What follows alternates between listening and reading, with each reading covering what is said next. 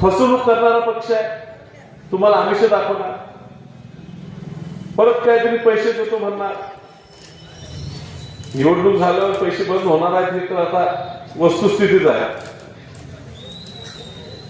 तुम्ही विचार करा, मागच्या झालेल्या विधानसभेत जानकर साहेब ह्या ठिकाणी लिंगायत समाजाची मतं पडावी म्हणून घोषणा केली, एकावर एक फ्री.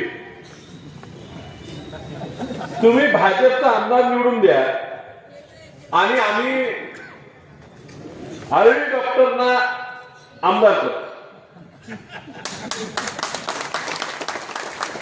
आता ज्या भाजपच्याच व्यक्तीला हे हिशोब दिला होता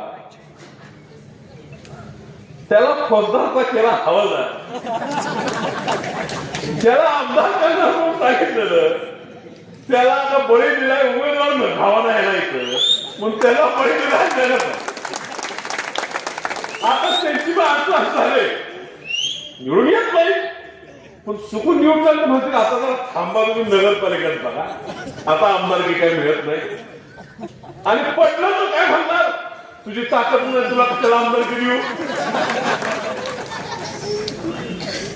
असं स्वतःच्या पक्षासाठी त्या संघापासून राबलेल्या व्यक्तीला, पैसे पर्यंत घातलेल्या व्यक्तीला हे असं फसवतात.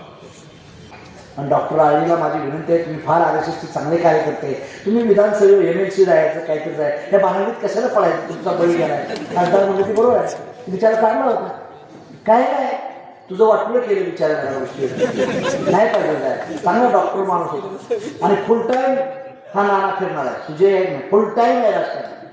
ती काही दवाखाना ऑपरेशन करायला जाणार नाही. आमचा उमेदवार टॉप आहे, विक्रम डोणे 24 तास कलेक्टर ऑफिसर कुठं काय काय दिसतंय. चांगले उमेदवार आमचा भूषण कांबळे, आमच्या बडीमध्ये टॉप बोलते साहेब. आणि सर्व विक्रमदादा तुमचं अभिनंदन की तुम्ही सर्व समाजाला भागीदारी दिली, न्याय दिलं, कुठला समाज